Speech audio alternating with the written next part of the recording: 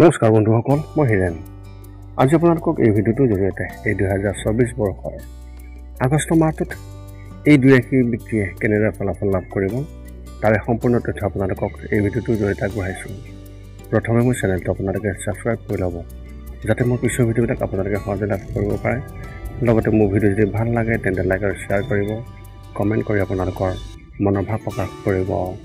এতিয়া আহোঁ মূল বিষয়ত। আমাৰ সকলোৰে মনত এই কৌতূহল আছে যে আগন্তুক মাহটো আমাৰ বাবে কেনেকুৱা হ'ব, বা মোৰ ৰাশি চক্ৰই কেনেকুৱা ধৰণৰ ফলাফল লাভ কৰিব, আৰু এই অক্টোবৰ মাহটো কেনেকুৱা হ'ব। বহু ধৰণৰ প্ৰশ্ন আমাৰ মনত উদয় হয়, যেনে আহি থকা মাহটো কেনেকুৱা হ'ব, ব্যৱসায় বা চাকৰিৰ ক্ষেত্ৰত কেনেধৰণৰ অগ্ৰগতি দেখিব পাব, বা নতুন প্ৰত্যাহ্বানৰ সন্মুখীন হ'বলগীয়া হ'বনে নহয়, এনেধৰণৰ বহু ইত্যাদি।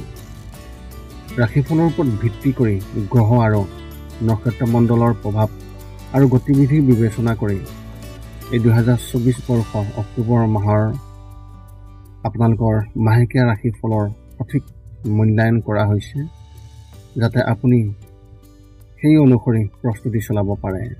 এই ভিডিঅ'টোত আমি এই 2024 বৰ্ষৰ অক্টোবৰ মাহটোৰ বাবে আপোনালোকৰ ৰাশিফলৰ মাহেকীয়া ৰাশিফল কেনেকুৱা হ'ব সেই বিষয়ে বিশেষভাৱে উল্লেখ কৰিছোঁ।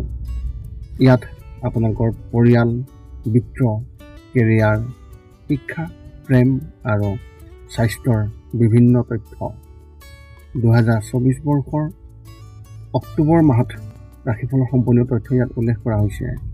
ইয়াৰ দ্বাৰা আপুনি জানিব পাৰিব যে আপোনাৰ ৰাশিফলৰ অনুসৰি এই অক্টোবৰ মাহটোত আপুনি কেনেধৰণৰ প্ৰস্তুতি চলাব লাগিব।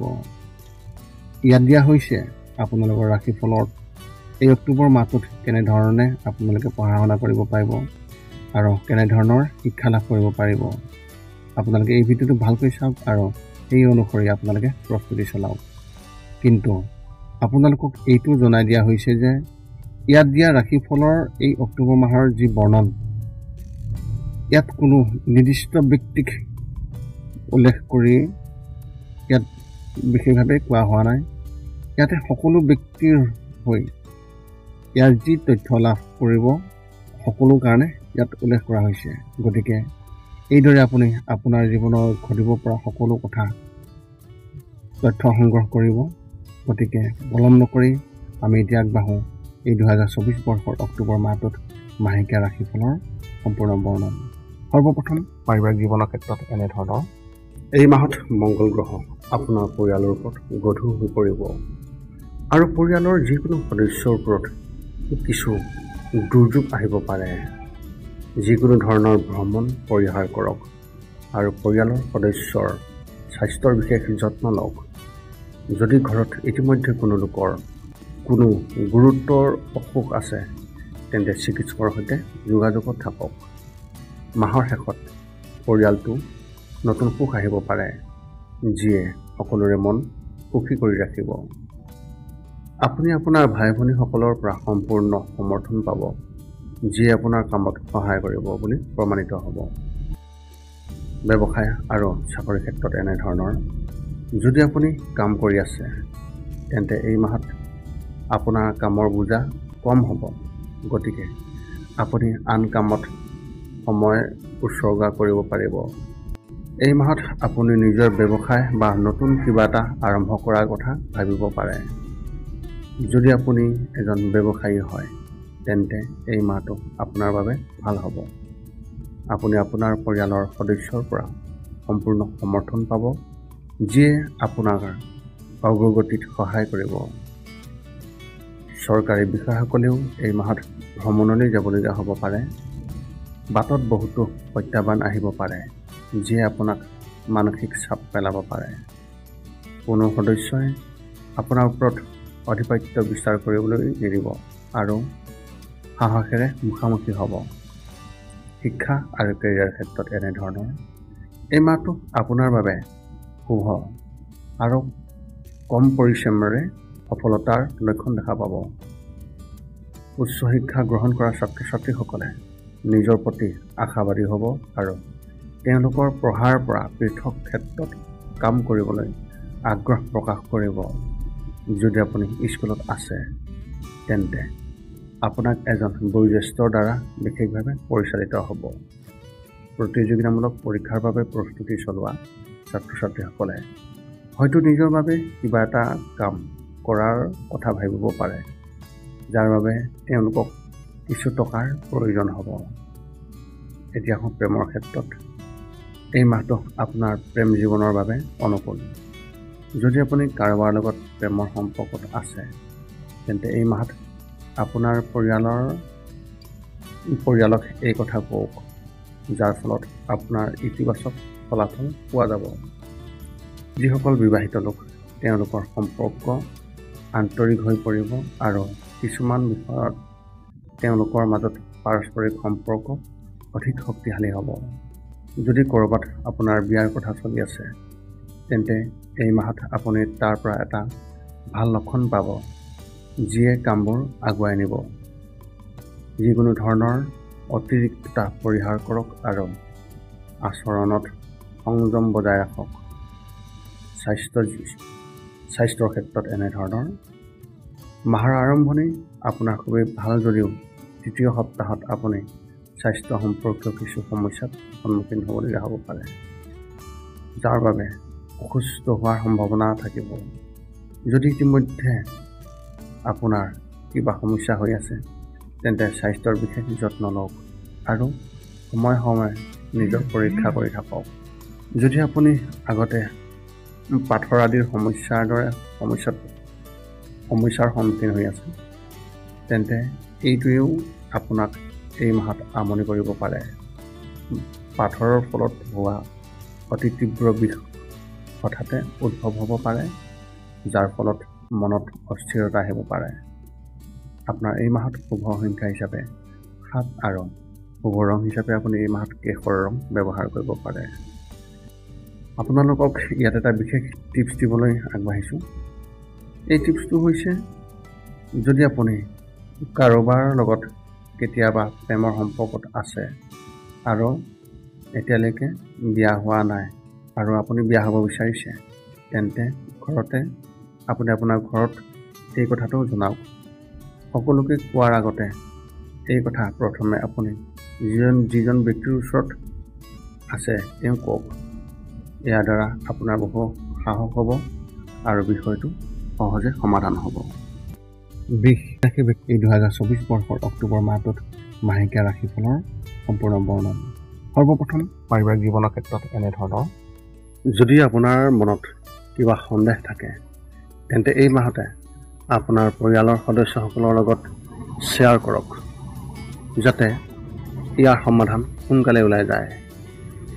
আপুনিও আপোনাৰ পৰিয়ালৰ সদস্যৰ প্ৰতি আৱেগিক মনোভাৱ গ্ৰহণ কৰিব পাৰে।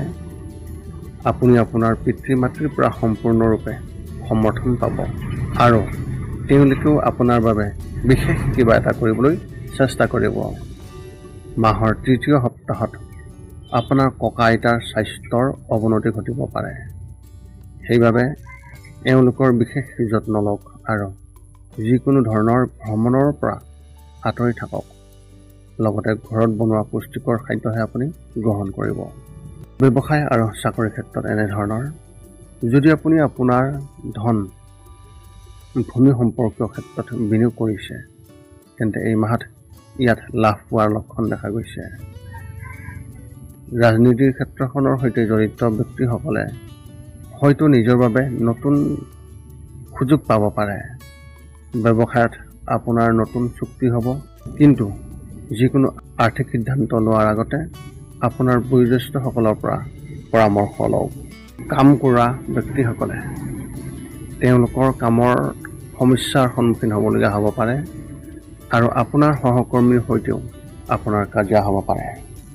আপুনি আপোনাৰ কাৰ্যালয়ৰ ৰাজনীতিৰ পৰা দূৰত্ব বজাই ৰাখক, নহ'লে আপোনাৰ বাবে অতি ক্ষতিকাৰক বুলি প্ৰমাণিত হ'ব। শিক্ষা আৰু কেৰিয়াৰ ক্ষেত্ৰত এনেধৰণৰ, স্কুলত অধ্যয়ন কৰি থকা ছাত্ৰ ছাত্ৰীসকলে পঢ়া শুনাত কম সময় কটাব আৰু খেলা ধূলাত অধিক সময় কটাব। অভিযান্ত্ৰিক আৰু কম্পিউটাৰত অধ্যয়ন কৰা ছাত্ৰ ছাত্ৰীসকলে নিজৰ বাবে নতুন মাত্ৰা স্থাপন কৰিব যাৰ পৰা তেওঁলোকে নতুন কিবা এটা শিকিব পাৰিব। নতুন কিবা এটা চেষ্টা কৰি থাকোঁতেহে আৰম্ভণিতে আপোনাৰ মনটো সন্দেহযুক্ত হ'ব যদিও লাহে লাহে তাত সফলতা লাভ কৰিব, যিয়ে আপোনাৰ মনটোকো আপোনাৰ মনোবলো বৃদ্ধি পাব, যাৰ ফলত আপোনাৰ মনোবলো বৃদ্ধি পাব। চৰকাৰী পৰীক্ষাৰ বাবে প্ৰস্তুতি চলোৱা ছাত্ৰ ছাত্ৰীসকলে নিজৰ বাবে কিছুমান ক্ষেত্ৰ বিচাৰি পাব, য'ত তেওঁলোকে ভৱিষ্যতৰ উজ্জ্বল দেখিবলৈ পাব। কোনো সিদ্ধান্ত লোৱাৰ আগতে ভগৱান হনুমানৰ নাম জপ কৰাটো অতি ফলপ্ৰসূ হ'ব। এতিয়া হওক প্ৰেমৰ ক্ষেত্ৰত। যদি আপোনাৰ বিয়াৰ বহুদিন হোৱা নাই, তেন্তে আপোনাৰ সংগীৰ পৰা কিছু ভাল খবৰ পাব পাৰে, যিয়ে ঘৰত সুখ কঢ়িয়াই আনিব। বাহিৰত আপুনি কোনো কথা কোৱাৰ পৰা বিৰত থাকিব আৰু সঠিক সময়তহে আনৰ লগত শ্বেয়াৰ কৰিব। এই মাহটোৱেই হ'ব আপোনাৰ প্ৰেম জীৱনৰ বাবে সৰ্বোত্তম আৰু এই মাহটোৱে আপোনালোক দুয়োৰে মাজত কঢ়িয়াই আনিব স্মৰণীয় মুহূৰ্ত। বিবাহৰ বাবে অপেক্ষা কৰি থকা ব্যক্তিসকলে নিজৰ বাবে হয়তো এক ম্লান মনোভাৱ গ্ৰহণ কৰিব। স্বাস্থ্যৰ ক্ষেত্ৰত এনেধৰণৰ মানসিকভাৱে আপুনি আগতকৈ শক্তিশালী অনুভৱ কৰিব আৰু আপোনাৰ মনলৈ নতুন চিন্তা আহিব। শাৰীৰিকভাৱে আপুনি সম্পূৰ্ণ সুস্থ হৈ থাকিব আৰু কোনো ধৰণৰ সমস্যা নহ'ব। মুঠতে এই মাহটো আপোনাৰ স্বাস্থ্যৰ বাবে যথেষ্ট ভাল হোৱাৰ সম্ভাৱনা আছে। কিছুমান সৰু সৰু সমস্যাৰ বাদ দিলে আপুনি গোটেই মাহটো অধিক শক্তিশালী অনুভৱ কৰিব আৰু উৎসাহেৰে ভৰি পৰিব আপোনাৰ মন। আপোনালোকৰ এই মাহত শুভ সংখ্যা হিচাপে 9 আৰু শুভ ৰং হিচাপে আপোনালোকে এই মাহত ধূসৰ ৰং ব্যৱহাৰ কৰিব পাৰে। বিশেষ পৰামৰ্শ হিচাপে যদি আপুনি আপোনাৰ বিবাহৰ বাবে সম্পৰ্ক বিচাৰি আছে, তেন্তে এই মাহটো কিছুমান সম্পৰ্ক আহিব, কিন্তু সেইবোৰত আপুনি সুখী যেন নালাগিব। এনে পৰিস্থিতিত আপোনাৰ মনলৈ কিছুমান ভুল চিন্তা আহিব পাৰে, যাৰ বাবে আপুনি পিছত অনুশোচনা কৰিব। গতিকে এনে কোনো কাম নকৰিব যাৰ বাবে পিছত আপুনি লাজ অনুভৱ কৰিবলগীয়া হয়। এই মাহৰ ৰাশিফলৰ বৰ্ণন জনাৰ পিছতো কেইটামান কথা মনত ৰাখিব লাগিব। যিকেইটা কাম কৰিলে আপুনি শাৰীৰিক আৰু মানসিকভাৱে আপুনি অতি সুস্থ হৈ থাকিব আৰু লগতে আহিব লগা সংকট খুব সহজে দূৰ কৰাত সহায়ক হ'ব। এই 5টা নিয়ম এনেধৰণৰ। 1 নম্বৰ, শৰীৰটো সুস্থ কৰি ৰাখিবলৈ দৈনিক যোগাসন কৰক, য'ত মূলতঃ 10 মিনিট ওমকাৰ মন্ত্ৰ, 10 মিনিট কপালভাতি আৰু 10 মিনিট অনুলোম বিলোম এই যোগাসন জপ কৰিব লাগিব। ইয়াৰ লগে লগে আপোনাৰ শৰীৰ আৰু মানসিক স্বাস্থ্য একেবাৰে নিখুঁত হৈ থাকিব। ৰাতি শোৱাৰ আগতে নিস্তব্ধ আৰু নিৰ্জন ঠাইত 10 পৰা 20 মিনিট ধ্যান ধাৰণা কৰিব লাগে। ইয়াৰ দ্বাৰা 2টা উপকাৰ পোৱা যায়। এটা হ'ল আপুনি ভাল টোপনি পায় আৰু দ্বিতীয়তে পিছদিনা আপুনি সতেজ অনুভৱ কৰে। ধ্যান কৰি থাকোঁতে মধ্যমীয়া শব্দত শান্ত সংগীতো শুনিব পাৰি। 3 নম্বৰ হৈছে প্ৰতি মঙলবাৰে পুৱা নিশ্চয় হনুমান চালিচা পাঠ কৰক আৰু হনুমান মন্দিৰ দৰ্শন কৰক। ইয়াৰ দ্বাৰা আপোনাৰ আৰু আপোনাৰ পৰিয়ালৰ যিকোনো ধৰণৰ সংকট দূৰ হ'ব আৰু সদায় সুখ আৰু শান্তি থাকিব। 4 নম্বৰ হৈছে প্ৰতিদিনে ঘৰৰ বাহিৰত গৰু আৰু কুকুৰক নিশ্চয়কৈ আহাৰ খুৱাওক। লগতে চৰাই আদিৰ বাবেও খাদ্য বা পানীৰ ঘৰৰ ছালৰ ওপৰত ৰাখিবলৈ চেষ্টা কৰক। এই পৃথিৱীখন যিমান আমাৰ সিমানেই সিহঁতৰো। নিতৌ ইহঁতক খুৱাই আমি গুণ পাওঁ আৰু গ্ৰহবোৰৰ কুপ্ৰভাৱ দূৰ হয়। মাজে মাজে চৌপাশৰ দুখীয়াসকলক উপযুক্তভাৱে সহায় কৰক আৰু ভোকাতুৰক আপুনি খুৱাবলৈ চেষ্টা কৰক। এই 2024 বৰ্ষৰ অক্টোবৰ মাহটোত লাভ কৰিবলগীয়া ফলাফলৰ বৰ্ণন। যদি আপোনালোকৰ মনত জ্যোতিষ সম্বন্ধীয় কিবা প্ৰশ্ন থাকে, আপোনালোকে কমেণ্ট কৰি আমাক অৱগত কৰিব পাৰে আৰু আমি আপোনালোকৰ কমেণ্টৰ উত্তৰ দিবলৈ আমি সকলো সময়তে সাজু আছোঁ। পুনৰ লগ পাম অন্য এটা ভিডিঅ'ত। আজিলৈ ধন্যবাদ।